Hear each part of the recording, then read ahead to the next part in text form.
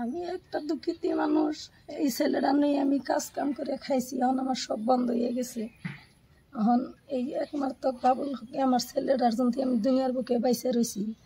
তুমি ছেলে এখন কোন থেকে কী হইলো আমি কিছুই ধরা হারলাম না। পরে 2 বছর পরে চেন্নাই যে ছেলের রোগটা ধরা পড়ছে, সার্জেন অপারেশন হয়েছে, হাড়ার হাড্ডিটা ড্যামেজ হয়ে গেছে গা।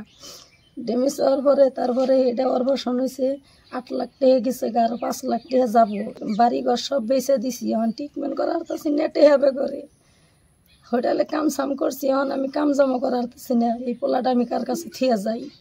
বাচ্চার আমার আপন বিলে কেউ নাই, আমরা 2 মাই বেতে এই পোলাটাই আমার কামাই জন করছে, অল্প স্বল্প আমিও করছি। এখন 2 জনই বন্ধ হয়ে গেছে।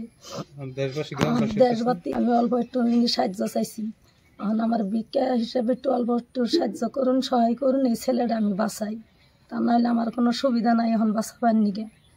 সব শেষ দিছি আমি, এখন কাম জামো যে 4টা ভাত খামো, চাইলটাও আমার ঘরে নাই, চাইল টাইলও নাই, কিছু নাই। কি খাই কি করি, চিকিৎসা করি কি দেয়, চিকিৎসা করা তো সম্ভবই নেই। এখন কোনো হানে নিয়েও যাওয়ারতেছি না, আমি বাড়ি থেকে যাহারি না, আমি অনেক 10 জনের কাছে একটুখানি সাহায্য মাঝজন নিকা যাহারি না, আমি পোলাটা চিকিৎসা করা হারতাছি। এরকম অবস্থা হয়ে গেছে, এই জন্য অনেক 10 জনের কাছে অল্প একটুখানি সহায় সাহায্য চাইছি।